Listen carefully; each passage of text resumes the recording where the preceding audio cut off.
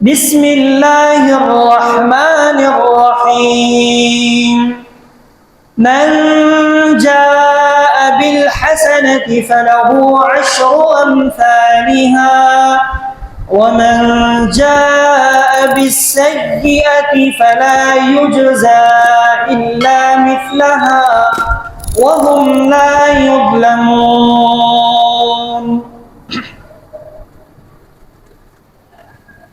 تمام قسم کی حمد و ثنا، تعریف و تسبیحات، تمجیدات، کبریائی اور بڑائی اس اللہ وحدہ لا شریک کے لیے۔ درود و سلام جناب حضرت محمد عربی صلی اللہ علیہ وآلہ وسلم پر ہو۔ معزز سامعین اور سامعات،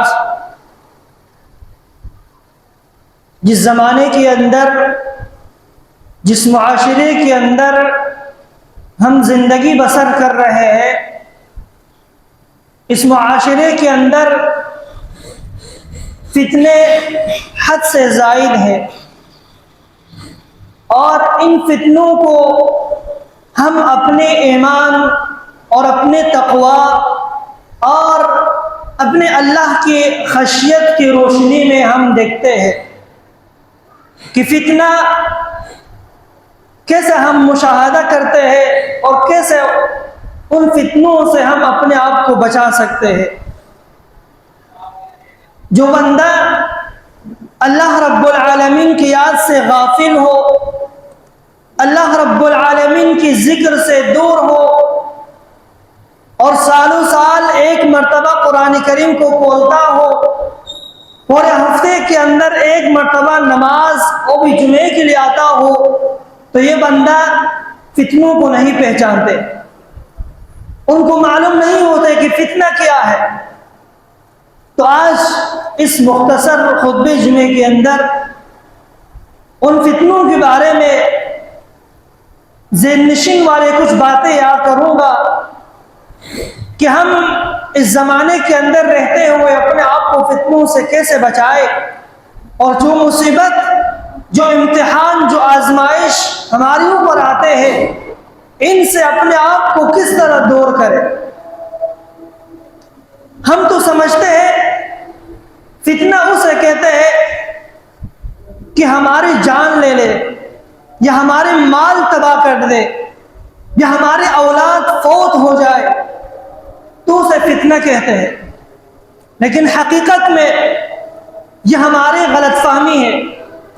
فتنہ اسے کہتے ہیں کہ ایک بندے کی تعلق کو اللہ رب العالمین سے کمزور کر دے، اللہ رب العالمین کا یاد اس کی دل میں نہ رہے، یہ ہے فتنہ۔ اور ایک فتنہ ایسا ہے کہ کبھی کبھی انسان کو نماز پڑھنے سے روکتے ہیں، اور ایک فتنہ ایسا بھی ہے کبھی انسان کو کفر و شرک کے اندر واقع کرتے ہیں، اور ایک فتنہ ایسا ہے جو انسان کو اللہ کی یاد سے غافل کرتے ہیں۔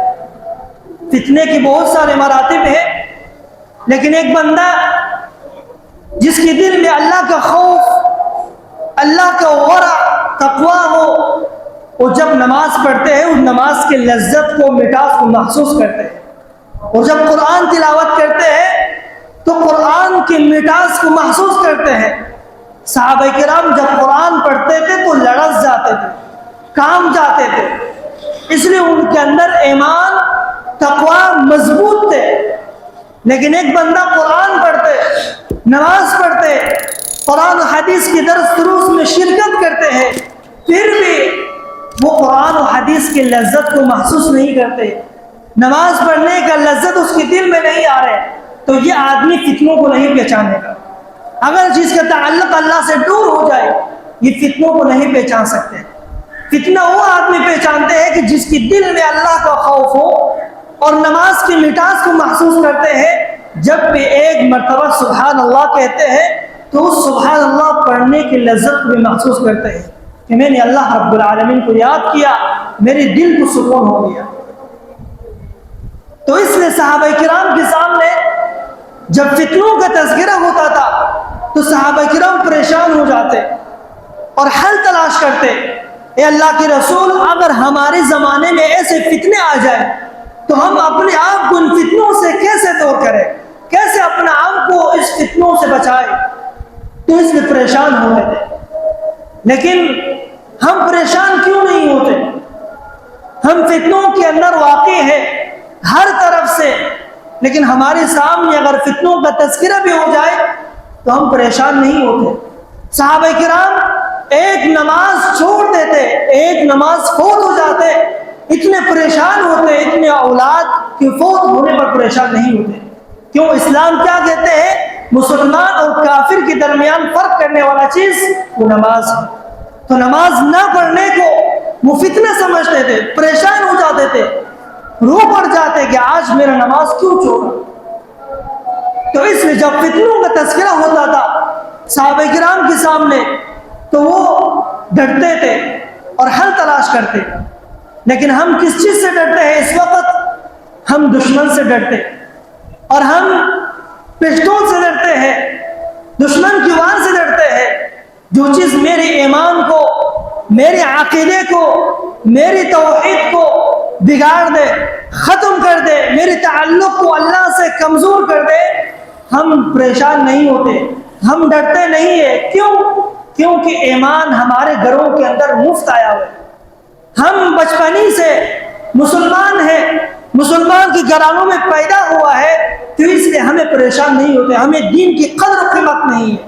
صحابہ کرام دین کو اپنے جانوں کے ذریعے سے کمایا تھا، دین حاصل کرنے کے لیے خون پیش کیا تھا، جان دیا تھا، تو اس لیے وہ لوگ جب فتنے آتے پریشان ہو جاتے۔ مثال کے طور پر ہمیں اگر کوئی، ہم اپنے کاروبار کے ذریعے سے، اپنے محنت کے ذریعے سے 2 لاکھ روپے کماتے ہیں تو اس کی خرچ کرنے میں کتنا ہم محتاط رہتے ہیں کہ کیسے ہم اس کو خرچ کریں، ضائع تو نہ ہو جائے۔ لیکن اگر ہمیں کوئی فری میں 2 لاکھ دے دے تو ہم اس کے خرچ کرنے میں دریغ نہیں کرتے۔ تو اس لیے اسلام ہمارے گھروں کے اندر فری میں آیا ہے اور ہم بچپنی سے مسلمان ہیں، اسی لیے اس دین کی، اس قرآن کی، اس اللہ رب العالمین کی عبادت کی، اس دین کی قدر و قیمت اور ارزش ہمارے زمانے کے اندر نہیں ہے۔ تو اس لیے فتنہ پھر یہ ہوگا ہمارے معاشرے کے اندر، میرے اولاد کو فوت کرے، میری دکان خراب ہو جائے، تجارت خراب ہو جائے، میرے تعلق دوستوں سے بگڑ جائے، تو یہ ہے فتنہ۔ ہم فتنہ وہ نہیں سمجھتے، ہمارے عقیدہ، ہمارے ایمان، ہمارے تعلق اگرچہ کمزور ہو جائے ہم پریشان نہیں ہوتے۔ بس اوقات یہ فتنہ ہمیں کفر و شرک کے اندر واقع کرتا ہے۔ آدم علیہ السلام سے لے کر نوح علیہ السلام تک 10 قرن انسانیت توحید میں زندگی بسر کرتے تھے، کوئی شرک کا وجود نہیں تھا۔ نوح علیہ السلام کے آنے کے بعد بھی 10 قرن تک آپ نے دعوت دیتا رہا، شرک کا وجود نہیں تھا۔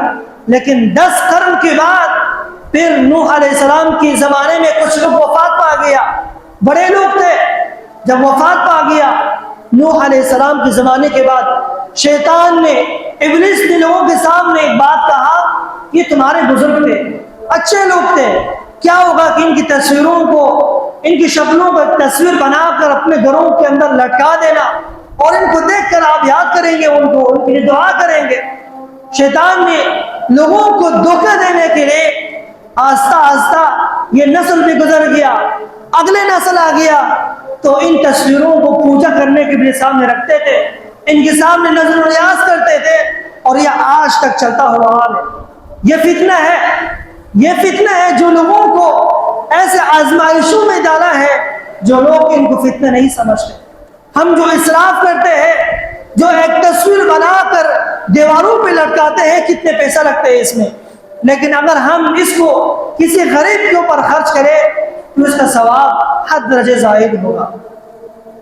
اللہ رب العالمین نے فرمایا دین کی ذمہ داری، رزق کی ذمہ داری میرے اوپر ہے، لیکن اپنے عقیدہ، اپنے ایمان کی ذمہ داری تمہارے اوپر ہے۔ میں نے تمہارے ایمان، تمہارے عقیدے کی ذمہ داری نہیں لیا ہے۔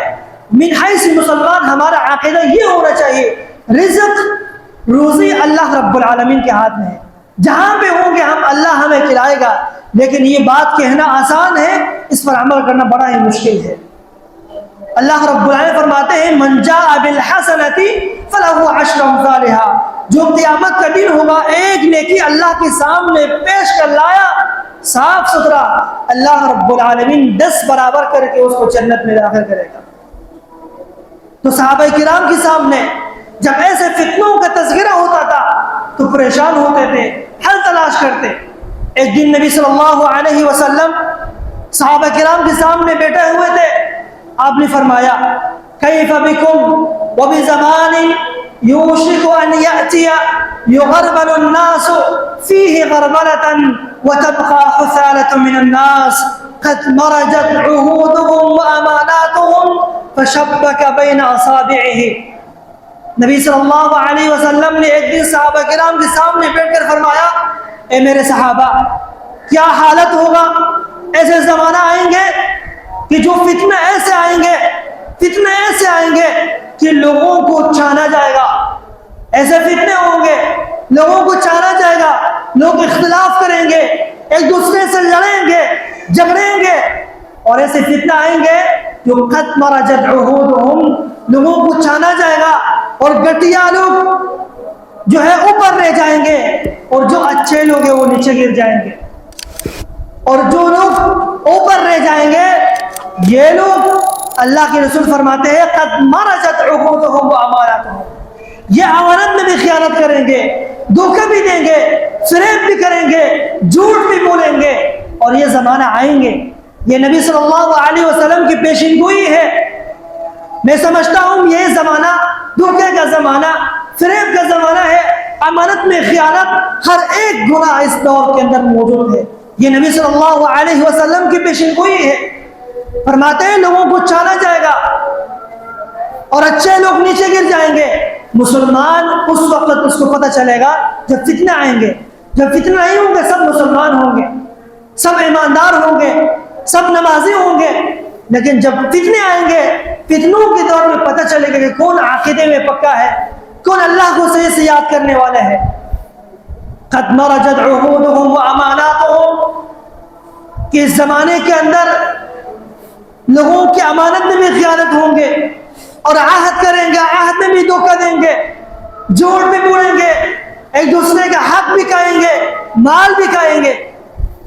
تو صحابہ کرام کے سامنے جب یہ بات ہوا، صحابہ کرام نے فرمایا اللہ کے رسول صلی اللہ علیہ وسلم جب یہ زمانہ آئیں گے تو ہم اپنے آپ کو کس طرح اس مصیبت اور اس فتنوں سے بچائیں؟ قالوا کیف بنا یا رسول اللہ صلی اللہ علیہ وسلم، اے اللہ کے رسول صلی اللہ علیہ وسلم، ہم اس زمانے کے اندر جب یہ حالت ہوں گے ہم اپنے آپ کو فتنوں سے کیسے بچائیں؟ نبی صلی اللہ علیہ وسلم نے فرمایا ایسے زمانہ ہوں گے جو لوگ ایسے اختلاف کریں گے، اپنے انگلیوں کو انگلیوں میں ڈال کر پکڑا اور فرمایا ایسے اختلاف کریں گے۔ نبی صلی اللہ علیہ وسلم نے حل بتایا کہ جب یہ زمانہ آئیں گے تو آپ اپنے آپ کو اس فتنوں سے بچائیں گے۔ 4 باتیں آپ نے ذکر کیا، تأخذون بما تعرفون وتضعون ما تنكرون وتقبلون على خاصتكم وتذرون امر عوامكم۔ اے میرے صحابہ، اگر یہ زمانہ آ گیا، اس فتنوں سے بچنے کا ایک ہی حل ہے، 4 کام آپ نے کرنے ہیں۔ اگر یہ حدیث میں بیان کروں اور بیان کرنے کے بعد لوگوں سے پوچھوں تو ایک ہی سبب بھی لوگوں کو یاد نہیں ہوگا۔ کیوں؟ کیونکہ دین کی ارزش، دین کی قدر و قیمت اس وقت باقی نہیں رہا ہمارے دلوں کے اندر۔ نبی صلی اللہ علیہ وسلم نے فرمایا تو آپ نے 4 کام کرنے، تأخذون بما تعرفون، جن چیزوں کے بارے میں تمہیں پتہ ہے کہ یہ حق ہے، اچھے کام ہے، جن چیزوں کے بارے میں آپ کو 100% معلومات ہے کہ یہ صحیح ہے، ان چیزوں کو لیا کرو، اس پر عمل کرو۔ تأخذون بما تعرفون وتضعون ما تنكرون، اور جن چیزوں کے بارے میں تمہیں شک ہے، آپ مشکوک ہیں، ان چیزوں کو چھوڑ دو۔ اور تیسرا چیز وتقبلون على خاصتكم، اور ایسے حالات کے اندر اپنے حقیقی علماء کے ساتھ وابستہ ہو جائے، ان سے اپنے تعلقات کو جوڑے۔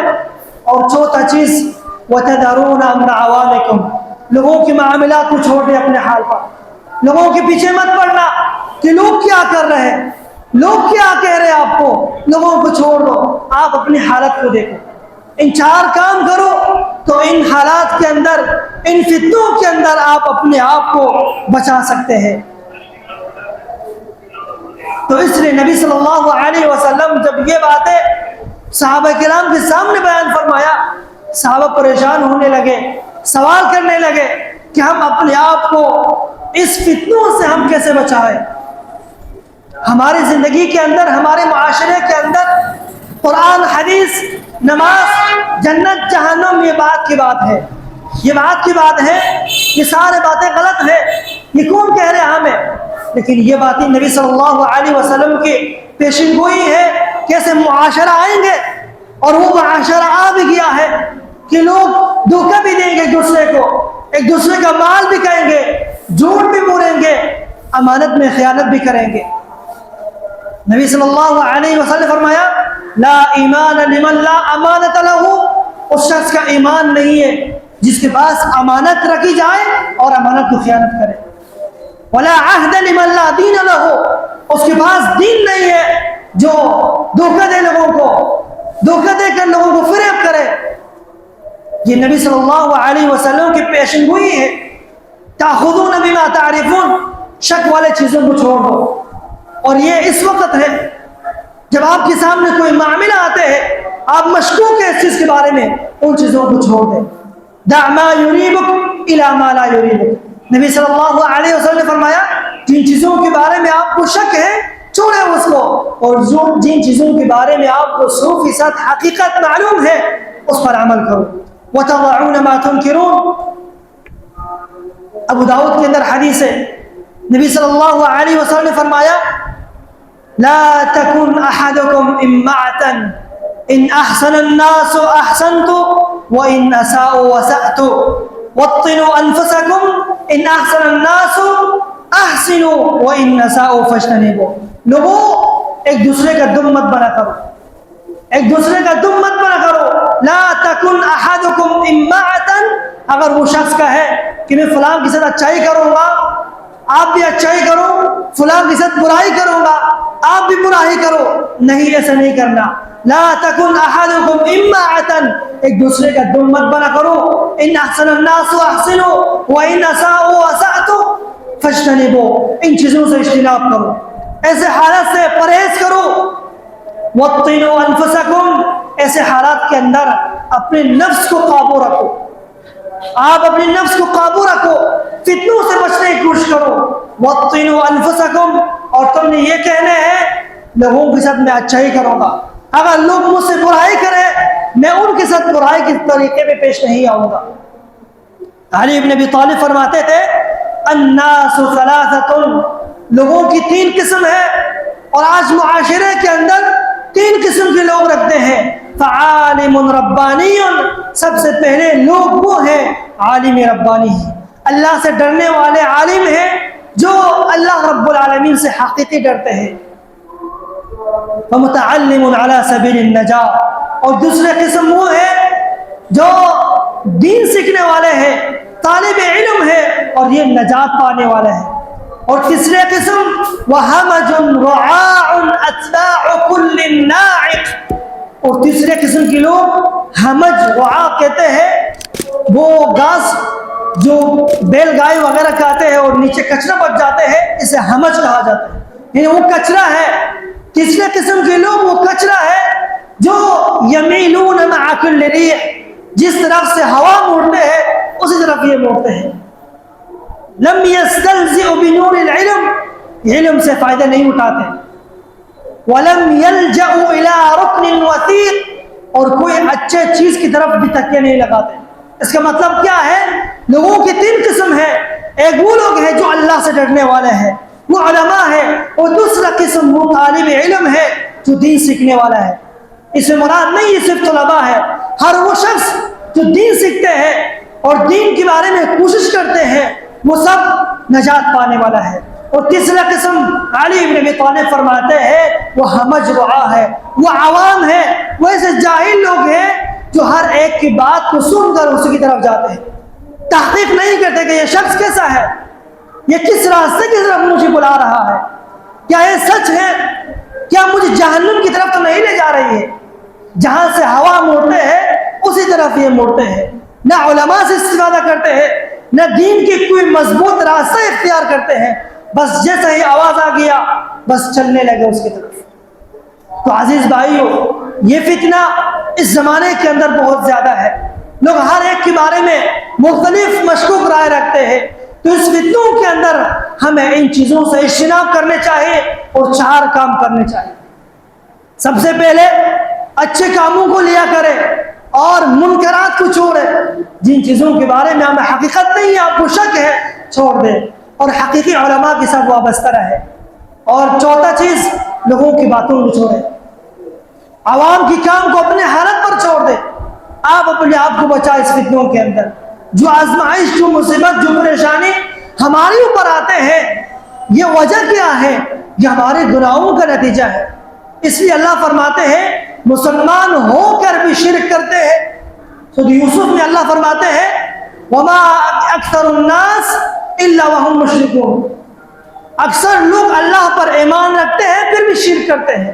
شرک کا مطلب یہ نہیں کہ قبرستان میں جا کر سجدہ کرتے ہیں، بلکہ آپ اپنے دل کے اندر اپنے خواہشات کو اپنا رب بناتے ہیں، اپنے خواہشات کو، اپنے قوم پرستی کو، اپنے زبان پرستی کو اپنا خواہشات اور اپنا رب بناتے ہیں، یہ ہے شرک۔ تو ان فتنوں کے اندر جو آزمائش، جو مصیبت آتے ہیں، ان 4 کاموں سے آپ کام لے لیں تو یقیناً فتنوں سے بچ سکتے ہیں۔ 2 مثال آپ کو تاریخ سے بتاتا ہوں کہ صحابہ کرام اپنے آپ کو فتنوں سے کیسے بچاتے تھے۔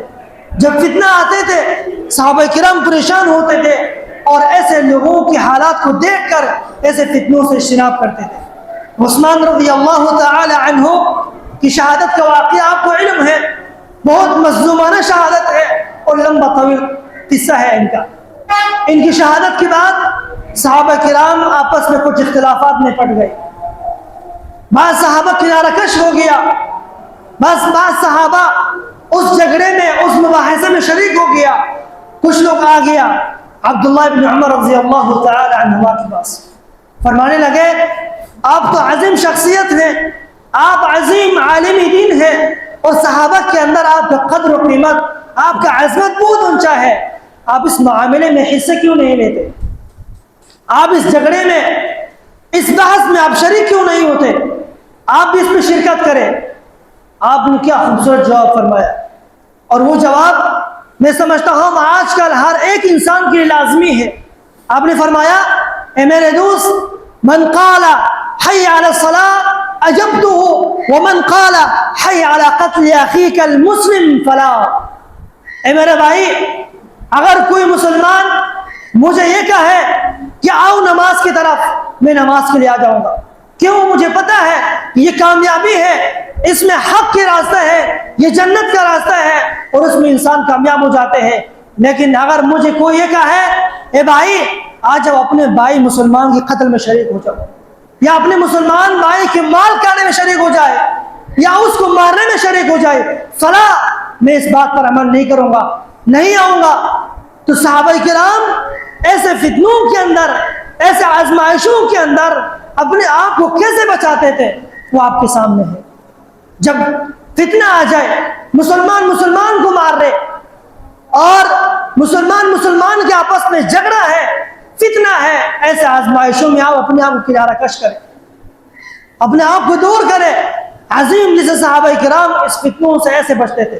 سعد بن وقاص کے بارے میں آتے ہیں، نبی صلی اللہ علیہ وسلم کی موجودگی میں بڑا کمانڈر تھے اور جہاد کے سپہ سالار ہوتے تھے۔ ان کے پاس بھی صحابہ کرام آ گیا۔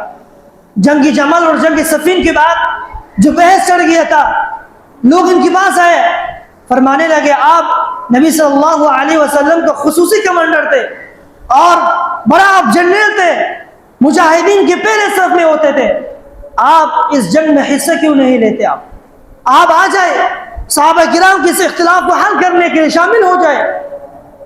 آپ نے بھی کیا بہترین جملہ ارشاد فرمایا، فرمایا ایتونی بسیف لہ اذنان وعینان، یقول ھذا کافر وھذا مسلم، کہنے لگے آپ مجھے کوئی ایسے تلوار دیں کہ جس کے لیے دو کان ہو اور دو آنکھ ہو، وہ مجھے یہ کہے کہ یہ کافر ہے، اسے قتل کر دو، یہ مسلمان ہے، اسے چھوڑو پھر میں آؤں گا، اس کے بغیر میں اس جنگ میں حصہ نہیں لوں گا۔ مسلمان کو مار رہے ہیں، آپس میں جھگڑے میں اختلاف میں ملا ہوا ہے، میں کیسے اس میں شریک ہو جاؤں؟ میں حصہ نہیں لوں گا اس سے۔ تو صحابہ کرام ایسے فتنوں کے اندر، ایسے آزمائشوں کے اندر اپنے آپ کو بچاتے تھے۔ اور آج میں اور آپ جیسے مسلمان اس دور کے اندر صحابہ کرام کے بارے میں کہتے ہیں، کیا علی رضی اللہ عنہ حق پڑھتے ہیں؟ معاویہ رضی اللہ عنہ، یہ میرے اور آپ کی بس کی بات نہیں ہے۔ اللہ رب العالمین نے فرمایا رضی اللہ عنہم ورضوا عنہ، اللہ ان سے راضی، وہ اللہ سے راضی ہو گیا، تو اس کے بعد میرا اور آپ کا منہ بند ہو گیا، اس کے بارے میں بحث کرنا بیکار ہے، بحث نہیں کرنے چاہیے۔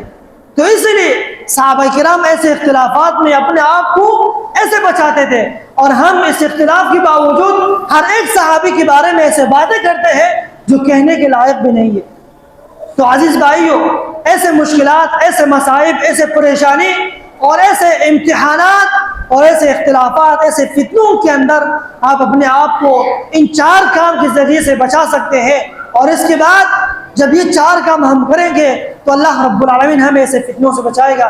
اللہ رب العالمین سے دعا ہے ہم سب کو عمل کرنے کی توفیق عطا فرمائے۔ وما توفیقی الا باللہ، حسبنا اللہ ونعم الوکیل۔ إن الحمد لله نحمده ونستعينه ونستغفره ونعوذ بالله من شرور أنفسنا ومن سيئات أعمالنا، من يهده الله فلا مضل له ومن يضلل فلا هادي له، وأشهد أن لا إله إلا الله وحده وأشهد أن محمدا عبده ورسوله صلى الله عليه وسلم۔ اللهم صل على محمد وعلى آل محمد كما صليت على إبراهيم وعلى آل إبراهيم إنك حميد مجيد۔ اللهم بارك على محمد وعلى آل محمد كما باركت على إبراهيم وعلى آل إبراهيم إنك حميد مجيد۔ محترم سامعین، اللہ رب العالمین فرماتے ہیں ما اصاب من مصیبت فبما کسبت ایدیکم ویعفو عن کثیر، جو مصیبت، جو آزمائش، جو امتحانات تمہارے اوپر آتے ہیں، ان کا 2 ہی وجہ ہے۔ ایک یہ ہے، کبھی کبھی اللہ رب العالمین انسانوں کو امتحان لینے کے لیے، امتحان میں دوچار کرنے کے لیے، آزمائش کے لیے کچھ مصیبت، کچھ پریشانی ڈال دیتے ہیں، کچھ آفات مسلمانوں کے اوپر لاگو کرتے ہیں، اور بسا اوقات آزمائش و مصیبت و آفت اس لیے آتے ہیں انسانوں کے گناہوں کی وجہ سے۔ اللہ فرماتے ہیں جو پریشانی، جو آزمائش تمہارے اوپر آتے ہیں تمہارے ہاتھوں کی کمائی کی وجہ سے۔ نعوذ باللہ، اللہ رب العالمین ظالم نہیں ہے کہ ہر وقت مسلمانوں کو ہلاک کرنے کے لیے ہر قسم کی آفات بھیجے، بلکہ انسان کے اوپر جو آزمائش، جو مصیبت آتے ہیں، انسان کا اپنا ہاتھ اس میں شامل ہے۔ اور ایسے حالات کے اندر نبی صلی اللہ علیہ وسلم نے فرمایا جو بندہ اپنے مسلمان بھائی کی مدد میں رہے گا، اللہ رب العالمین ان کی مدد میں رہے گا۔ اور ایک ملک کے اندر، ایک خطے کے اندر ایک قوم پر مشکلات آتے ہیں اور دوسرے قوم پر نہیں آتے، اس میں ایک ہی وجہ ہے، اللہ رب العالمین ہمیں آزمائش میں لانا چاہتے ہیں کہ دیکھتا ہوں ایسے حالات کے اندر آپ اپنے بھائیوں کی صد ہوں گے یا نہیں، دیکھتا ہوں کہ ایسے حالات کے اندر آپ ان کے ساتھ دیں گے یا نہیں، اگر نہیں تو پھر اللہ رب العالمین ایسے آزمائش ہمارے اوپر بھی لائیں گے۔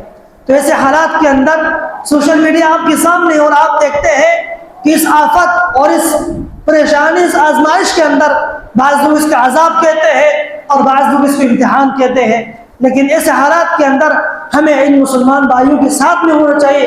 اگر آپ اپنے مالوں سے تعاون کر سکتے ہیں جا کر وہاں تعاون کریں، نہیں تو آپ ایسے جماعت کے ساتھ، ایسے لوگوں کے ساتھ حصہ ملائیں تاکہ آپ کل کو قیامت کے دن اللہ کے سامنے سرخرو ہو جائے کہ آپ نے اپنے بھائی کی مدد میں رہا۔ اللہ رب العالمین آپ کو اس کے ذریعے سے دنیا میں بھی اجر دیں گے اور آخرت میں بھی۔ اللہ رب العالمین سے دعا ہے اللہ تعالی ہم سب کو ہر قسم کی آزمائش، مصیبت اور آفات سے محفوظ رکھے۔